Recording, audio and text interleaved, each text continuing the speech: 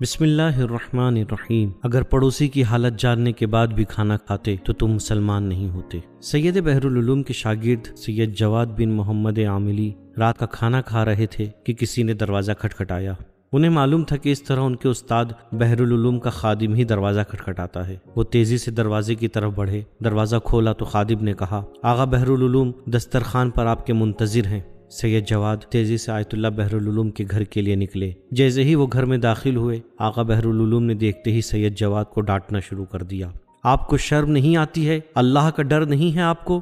سید جواد نے عرض کیا، آقا کیا ہوا ہے؟ آپ اتنے ناراض کیوں ہیں؟ آغا بحر العلوم نے جواب دیا، تمہارا ایک بھائی معمولی خرما کھا کر دنوں رات گزار رہا ہے، اور وہ بھی قرض لے کر۔ ایک ہفتہ ہو گیا ہے ان لوگوں کو چاول اور روٹی نصیب نہیں ہوئی، صرف معمولی خرمے پر گزارا کر رہے ہیں۔ آج رات کے کھانے کے لیے جب وہ دکاندار کے پاس خرما لینے گیا تو اس نے بھی یہ کہہ کر واپس کر دیا کہ تمہارا قرضہ زیادہ ہو گیا ہے۔ وہ آج خالی ہاتھ گھر واپس پہنچا ہے، اس کی بیوی بچوں نے ابھی تک کھانا نہیں کھایا ہے، اور تم مزے لے رہے ہو، کھانا کھا رہے ہو، جبکہ تمہارا گھر اور اس کا گھر ملا ہوا ہے۔ تم اسے پہچانتے بھی ہو، فلاں شخص کو پہچانتے ہو نا؟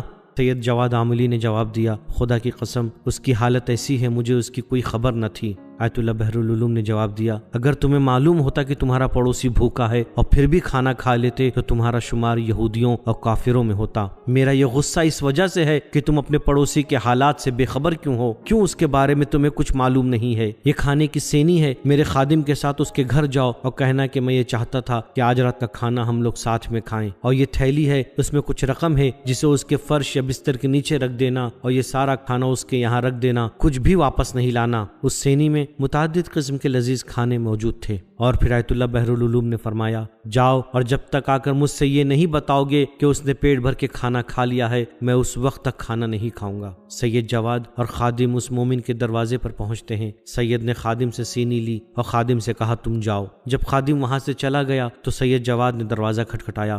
صاحب خانہ باہر آئے۔ سید جواد نے عرض کیا، میں یہ چاہتا تھا کہ آج رات کا کھانا ہم لوگ ساتھ میں کھائیں۔ مرد مومن نے قبول کر لیا، لیکن جب کھانا کھانے کا وقت آیا تو اس شخص نے کہا، سید جواد یہ آپ کے گھر کا کھانا نہیں ہے، کیونکہ عرب اس قسم کا کھانا نہیں کھاتے ہیں۔ مجھے صحیح بتائیں کہ یہ کہاں سے آیا ہے۔ میں اس وقت تک کھانا نہیں کھاؤں گا جب تک کہ آپ مجھے یہ نہیں بتائیں گے کہ یہ کھانا کہاں سے آیا ہے۔ سید جواد نے بہت اصرار کیا، مگر اس مومن شخص نے کھانا کھانا شروع نہیں کیا۔ سید جواد نے مجبوراً اسے پورا واقعہ بتایا۔ واقعہ جاننے کے بعد وہ مرد مومن کہتا ہے، خدا کی قسم ہماری حالت سے کوئی واقف نہیں۔ واقعی یہ ایک تعجب کی بات ہے کہ آیت اللہ بحر العلوم کو اس بات کا علم ہے۔